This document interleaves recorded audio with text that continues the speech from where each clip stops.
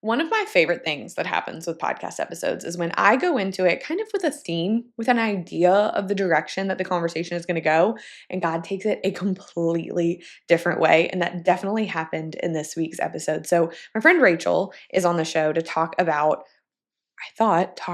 largely transracial adoption, how God knit her family together and brought her two beautiful African American daughters into the unit, the backlash that they faced, the good, the bad, the ugly, how God called them to that. And we definitely talked about a majority of those things. But what I found was we ended up spending a lot more time talking about just doing the next right thing. How often we, when walking with God, we want the big picture. We want to know where God is taking us and what He is doing, how He's going to do it. And over, God just keeps asking His people, trust me. Take the step that I have put in front of you in faithfulness and trust me. And that is so the theme of Rachel's story. And let's be honest, it's the theme of my story as well. And so much of this conversation ended up coming back to God asked me to do this thing, and I didn't expect it to go the way that it did. And He was still faithful. And look what He has done and what He has taught me, and how He can impact the world when we're obedient in that. And so her wisdom is really encouraging. Her story is really beautiful. She has a new children's book that she's written, and we touched on that as well. But altogether, I just love when God leads in these conversations, and this is definitely one of those where He did that.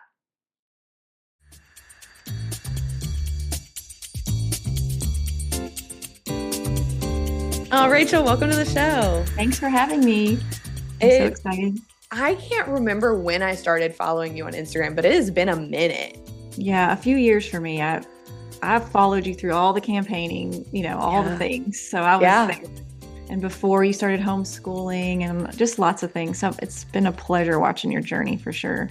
Yeah. And I mean, I've learned so much from you in general, but specifically in terms of like your family unit and the way that that has been put together and the way that God has shaped that. And now you have a really sweet book out that I'm so excited for you about. Louie and Laurie Empty the Sea. First of all, it's the cutest. Is the cutest title. It's adorable. Thank you. I've wanted to do a children's book since I was little, and it just took me 40 years to do it. Yeah. It's all in God's timing. Yep. And you just didn't have the content until our adoptions. That's for sure.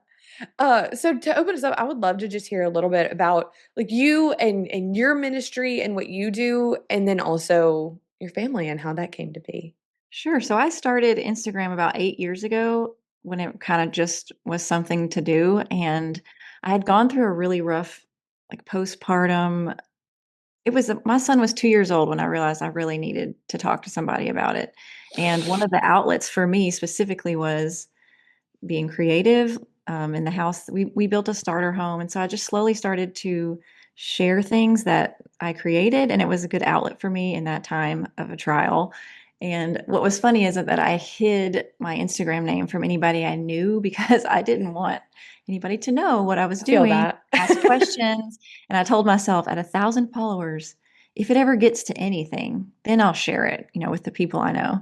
And so it slowly started growing. And my first event on Instagram was to gather a bunch of women that were high up in the DIY, accounts at that time, and to like join forces. And we ended up raising money for a village in Africa for some girls, a girls' school there. And that was like my first thing on Instagram I did. And I was like, Lord, this is going to be your platform, whatever you do with it. And so we ended up doing that. And it was when hashtags were big and you were like hashtagging everybody and giveaways. And so I kind of just fell into Instagram. And then we decided to build our dream home. And I just took people along for the journey, and it kind of catapulted into a DIY account. Well, that's how I wrote my first book with HarperCollins, was on DIYing. And I have 40 other women in the book, and it's really teaches you how to have a purposeful home, because I told them at that point, I'm not going to write this unless people can see Jesus in it. And they were like, well, they're a Christian company, but they were just like, they'll see him in your writing. And I'm like, okay, I just took the opportunity because it's all I've ever wanted to be, was an author. And I was like, you really laid this in my lap, Lord. I'm going to follow it. And so that's kind of how my journey started on Instagram. But then things started to kind of change, with the state of the United States and all the things. And then we adopted two girls, and my heart just kind of shifted. Like, I cannot just share me painting a wall every day. Like, I just really felt so compelled to speak out about more. And I mean, that's why I started Instagram. And it was like the Lord was like, remember why you started this? Yeah. So my whole perception of it changed. Um, Especially when we adopted two little girls, my world got rocked in the best ways, but also we had two biological boys. I have they're 5 years apart. So the boy, I have a 16 almost, and then a 10. And so when the youngest was about 5, I wanted to adopt since I was 11. I felt the Lord on the church pew say, "You're going to adopt." And so I've dated my husband since I was 15. Oh, wow. uh, High school sweethearts. He's always known that we would adopt. Like, it was a Yeah. non-negotiable. And so when my youngest was 5, we started praying about it. It's a whole long story, but we wanted to adopt internationally. Then COVID happened, kind of shifted gears. We weren't going to be able to get to.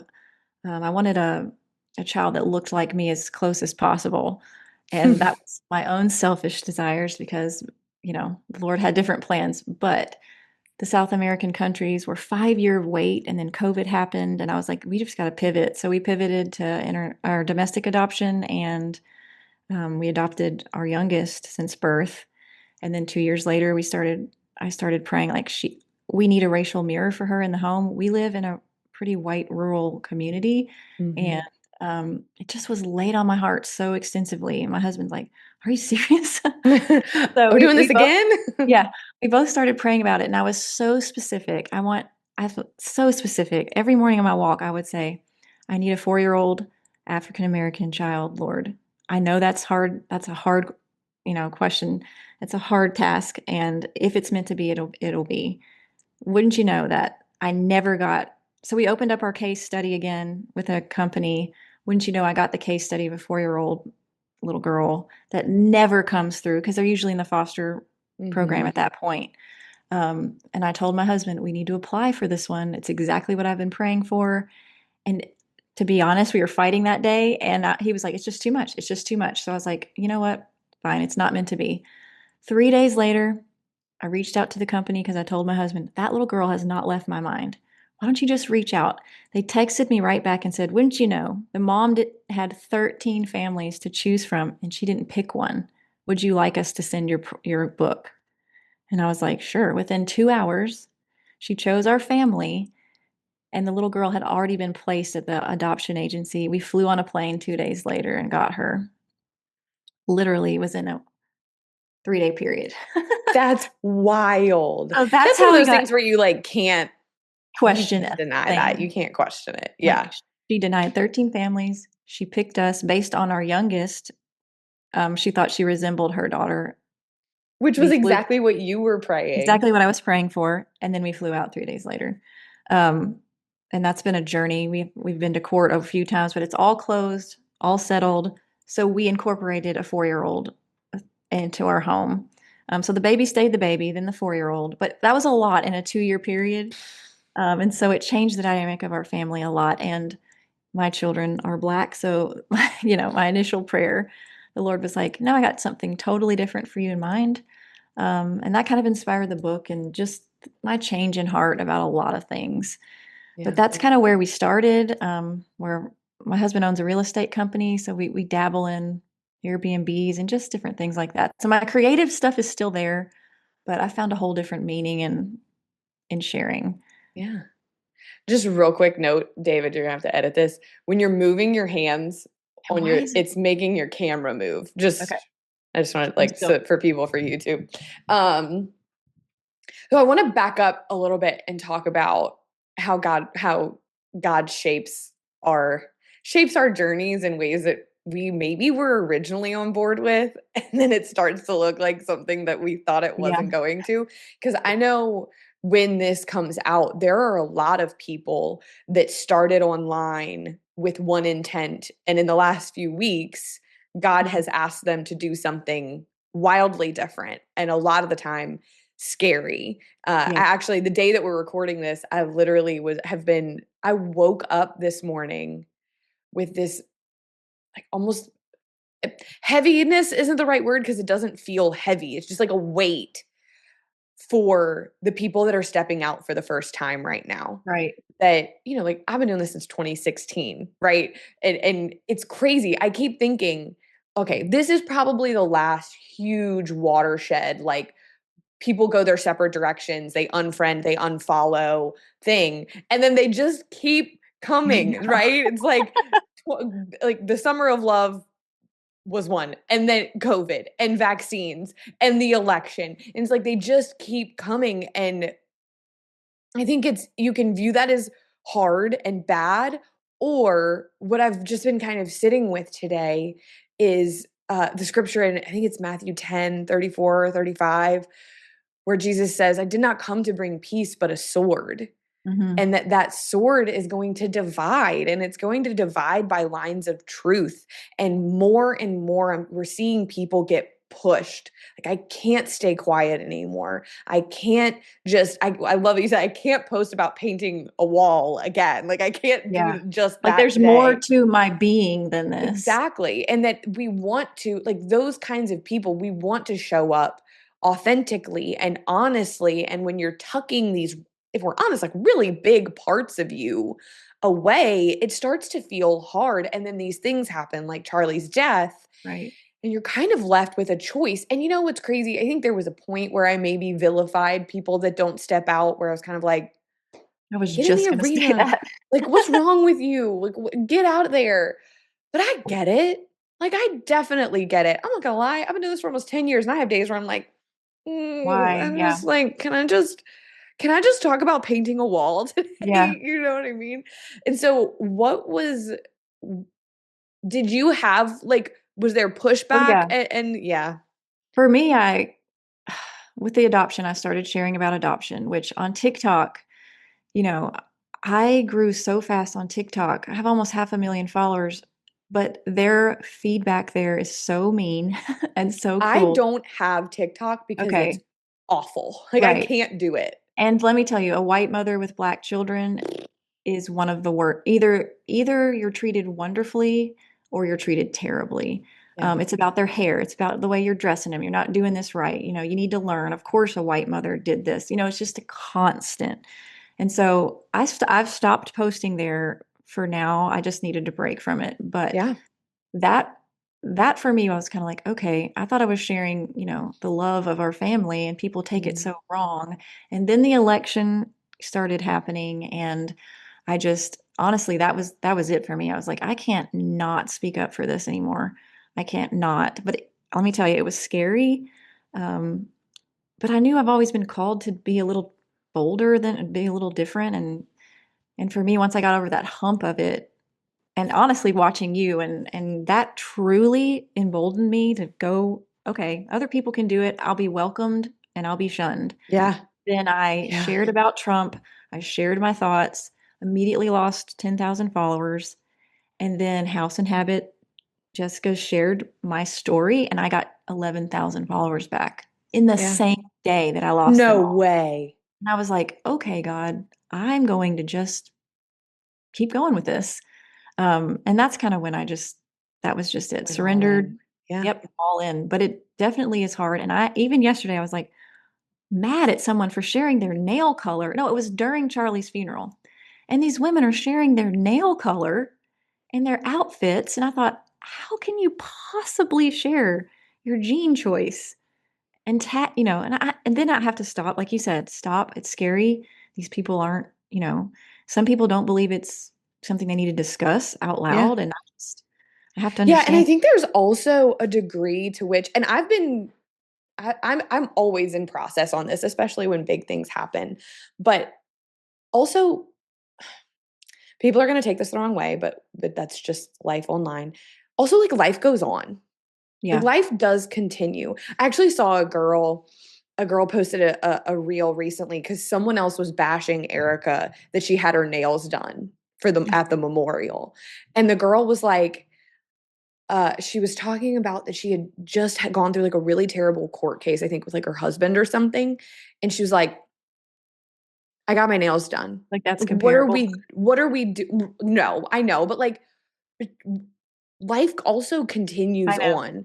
And I I'm with you. Like I definitely have my moments, but at the same time, I I have had to like unburden myself of wanting other people to see the world that I do.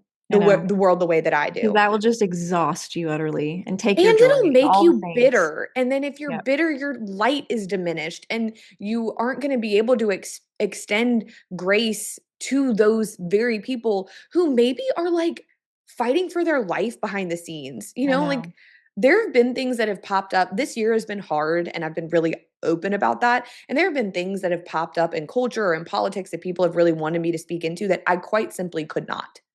I could not. I 100% respect your boundaries for that because I'm like, see, she's putting up a boundary.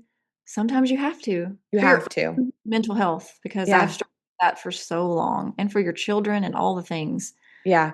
And so It's I just been think that going down that road, I've been thinking so much about judgment and like that it gets a bad rap both ways, right? mhm, We judge people wrongly, hypocritically, but then we also don't judge the fruit enough in some situations, right? And that it just requires an incredible amount of discernment to walk the line between the two. That I do not want to have a plank in my eye, but I also don't want to miss rotten fruit right. and eat it. You know what I mean? Like that's Yeah. really been this line that we were asked to walk. And I really truly believe you can only walk it with Jesus. And so, yeah, like I look, I'm just gonna be super honest. The day Charlie died, I had these sheet masks that I love, and this brand is willing to partner with a conservative, which is just always the biggest Right. deal to me, right? And I was like, there is no world within which I can get. I pushed everything Oh, for the yeah. week that week.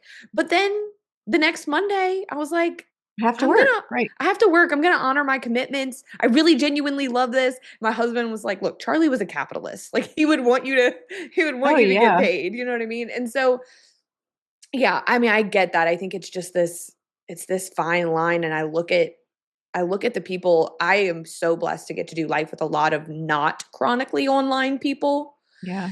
And they're still talking about jeans and nail colors and where they're going on vacation because it's this You have to. dichotomy that like we have to live our lives, but also I think for a lot of us it's heavier and there are things that we feel like we can't put down. And so Right. it's been a very interesting time to be online Well, and I for think that sure. speaks into our gifts too. I mean, God gave you a gift to share him, and we take things a little heavier. My husband is, type. He's just a butterfly, floats around with whatever, happy all the time, Yeah. and I'm like the complete opposite Yeah. in every way. And I'm just like, the Lord knew I needed that. And I just think, that's what we're doing. Yeah. But, but I even had a lady in my DMs last night telling me, that Christians are pathetic and you're pathetic. It was a whole thing about just berating Christians in general. And I just wrote her a prayer back and Yeah.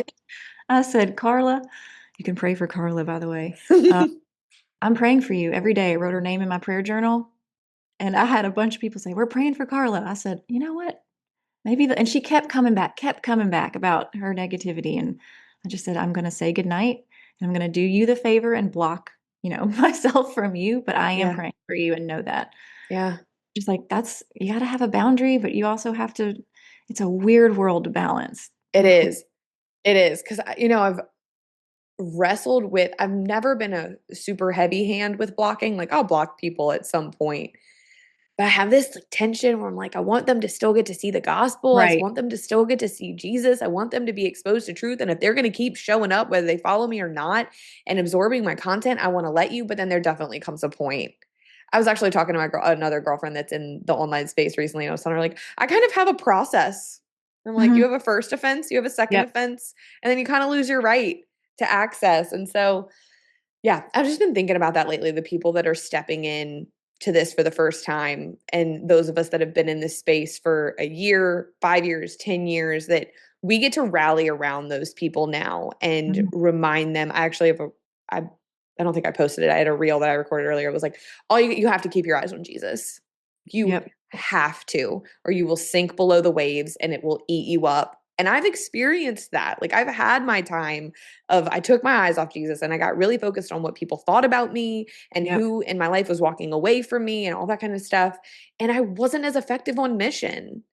And then you Mhm. feel that in your soul when you're Yep. not. You feel that in your soul when you are not as effective on mission as God has asked you to be. And so I that's part of why I stay off TikTok. TikTok is not an effective mission for me.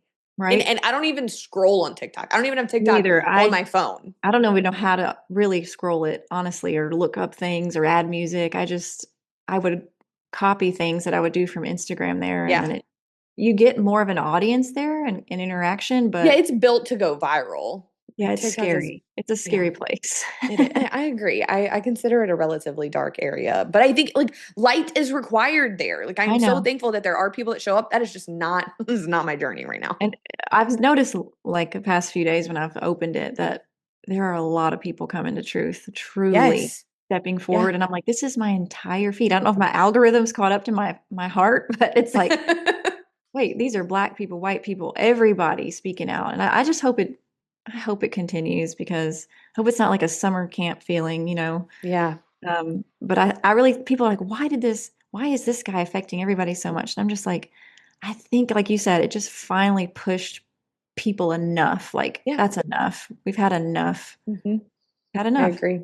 All right, taking your kids to the movies is super fun, but sometimes it is like navigating a minefield, right? Like, what is in this movie? Can I trust it? Is it going to be okay? That is a huge reason that our family loves Angel Studios, knowing that we can trust the content that they're creating. Their newest movie, Sketch, is no exception. It's got that like Jumanji, Sandlot, magical summertime movie feel with purpose and with a heart. So it's a little girl. She has this notebook full of drawings of like crazy creatures. She drops it in a magical pond. The creatures come to life. And the theme is that her and her family face it together with love and with laughter and with heart, that we can face anything together. And right now, when you become a premium Angel Guild member, you can get 2 free tickets to see Sketch in theaters, as well as free access to their full streaming library, which is huge. We love Angel streaming in this house. We watch a lot of Angel movies. So go to angel.com/Blake and become a member today. And you're helping Angel be able to keep making movies that you can take your kids to see. Speaking of TikTok, I know that your adoption as a white mother of Black children was something that you got a lot of pushback online for. And that the transracial conversation, I think, has always been a little precarious, but it's just continued to amplify as tensions have risen over the years. Were you prepared for that? Like, were you prepared mentally to get that pushback? Honestly, I wish I had maybe invested more in learning about transracial adoptions. And like I said, from a white rural town. I went to a private white, almost all white school. Um, I didn't, I didn't see this for my future, so I didn't really plan. It happened so fast. 5 weeks, we were matched with the birth mom and had the baby with the newborn, and then like I said earlier, in 3 days we had the second one. And of course, on our adoption journey, I put any race, gender, Right. and so, you know, the Lord puts the child in your lap, and that was my furthest thought was, I have enough love to give. The color doesn't matter. But Right. when you say that online, the color doesn't matter, you get a whole wave of the color does matter. Is she going to know her color? Are you going to teach her about her color? Are you going to do this? Are you going to do that? And I just think I'm only relating it as a parent loves their child. And it's so funny. So, yes, of course, the backlash came, but it's half and half almost. Like the good Okay. outweighs the bad because Good. most people understand that the Black population is so small in comparison to other ethnicities, but they're one of the most poverty stricken. Like most of the adoptions in Florida were all Black, if I'm being Mhm. honest, every case, and that's because of where they are, but also, Haiti and the different countries there also played into all of that. But it's part of it. Unfortunately, there's not a lot of fathers in the home for that race, and it leads to a lot of mothers feeling alone. And that's both my birth moms were alone without a male figure. Yeah.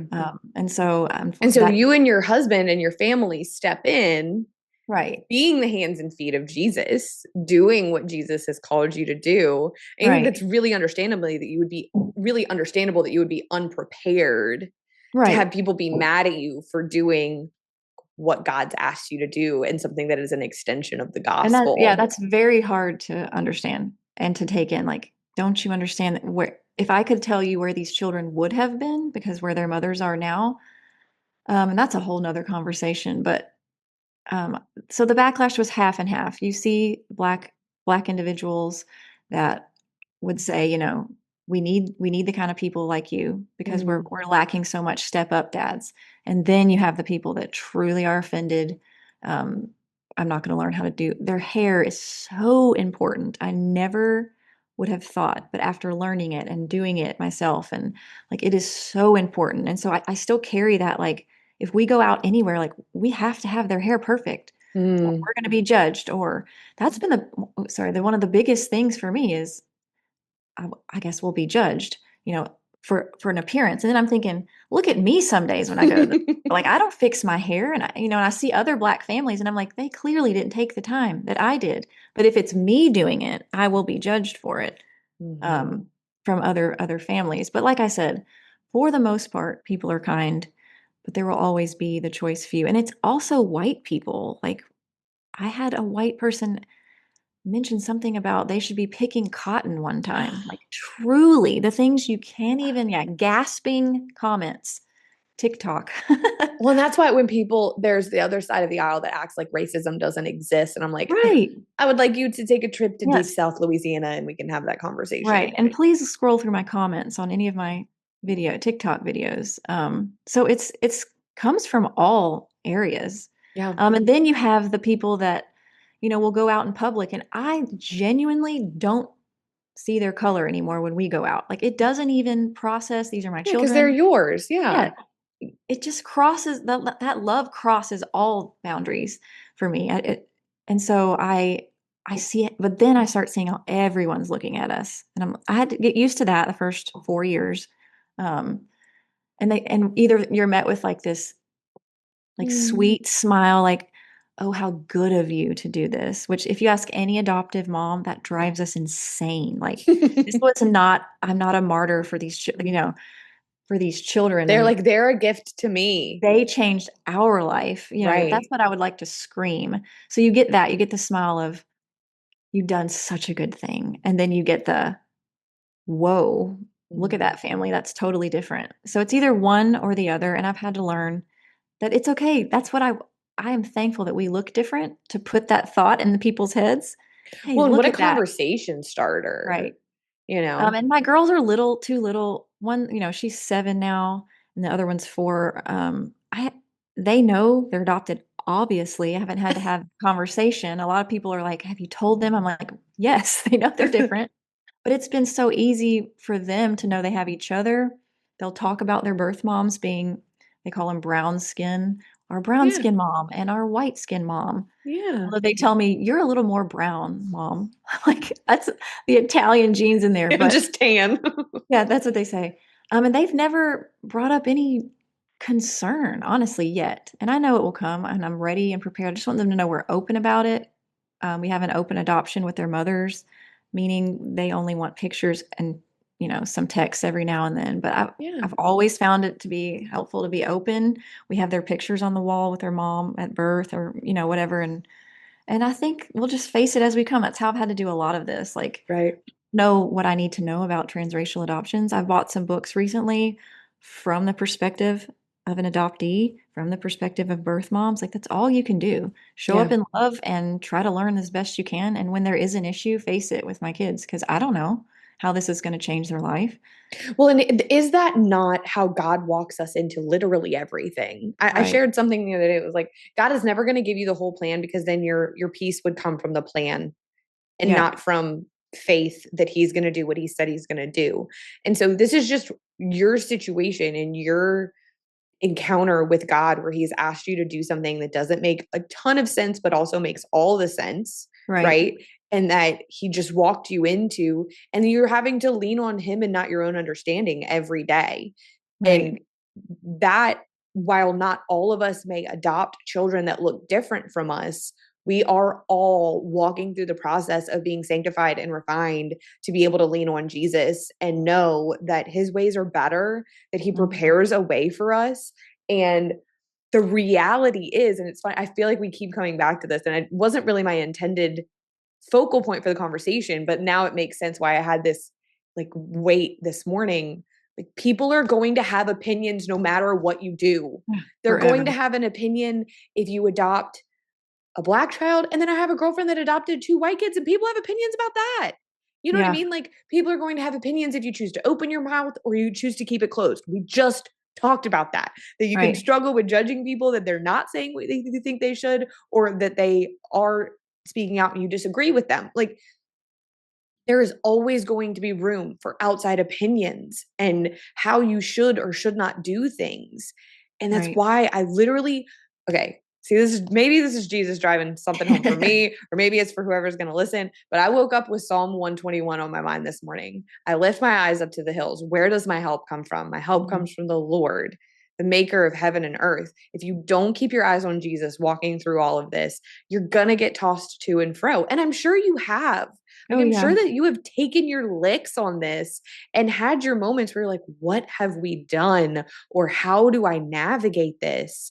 And Mhm. so I would love to hear, like, when you think back on the last 4 years, what are the biggest things that God has done in you as you've walked through this? Um, from the story earlier about sharing how we got our second daughter, like, I really think for me that just solidified, like, he is listening to every tiny little desire of my heart. I mean, Yeah. from my parking spot at Costco, whatever it is, to Yeah. down to the specifics of this little girl that he, deterred 13 families, and her mother saw our book and that was it. Like, that's a predestined, pre-laid out. Yeah. And that for me right then, I was like, how could I've ever doubted, you know Yeah. what I mean? Or Yeah. wondered if my prayers were heard. That first. Um, and then honestly, through the election and through all these things, I just feel like, this is what you're supposed to do, Rach. Point people to me. Point people to me. That's what I hear all the time. Point people to me. Wake up and point people to me. And that's what I try to instill in my children. Um, I always think back like to high school. I went to an all Christian school. We had 85 kids in my class. It was small. Um, and I, at the end of the year, at my senior year, won most Christ-like. I was not on, I didn't lead Bible studies. I didn't stand in the chapel and sing. I wasn't like, and that to me in that moment was, this is just about how you live. You don't have to Yeah. go out and preach and throw the gospel in people's mouth and force it down their throat, and just live, Rachel. Give when you can, donate when you can, show your kids to, pay that homeless guy on the street, pick up that trash. Like, to me, I've just the past 4 years, and maybe it's turning 40, but one, I don't give a F about a lot of things, but I think that's the Lord just teaching like what really matters. These little things matter. Showing up, discipline, teaching your kids you love them, and the rest, like you said, it will fall into place if you Mm-hmm. just show up and ask the Lord to enter in all of it. And I don't know what I'm going to do about my girls being around all white people all the time. Do I integrate them more into different things? Do I force them to do this or that because I feel like it's the worldly way? And it's like with any child, adoptive or not. Is my son going to look at things he shouldn't? He's going to start driving next month. Should I be worried? Like any child, I just turn it over, like you said. Right.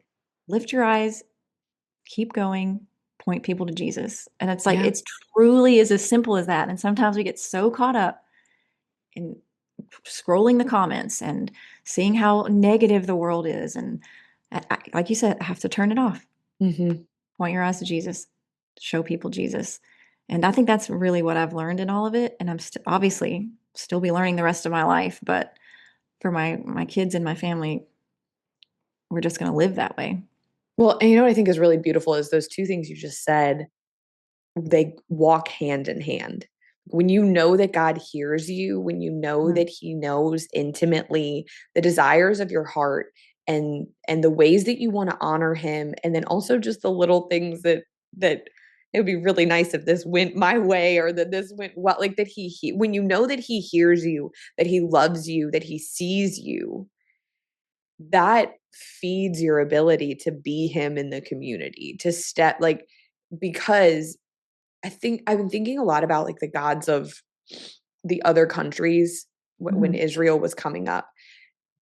And there is no real way those people felt like those gods heard them, Right. because they didn't, largely. And they required so much of them. That's kind of what I've been so struck by. The amount of sacrifice went far beyond just like bringing a humble sacrifice to Yahweh. I mean, this was requiring children and I know. acts, sexual acts and all of these kinds of crazy things. And to be beating that drum, and likely a lot of the time, most of the time, I would venture, feel unheard and unseen. That just is going to be a catalyst into more hedonism and chaos and desperation, and clawing towards something that we're all innately created to want. And that is like, that's still happening in 2025, right? Like, people are Right. still seeking these things out from false gods and coming up empty-handed.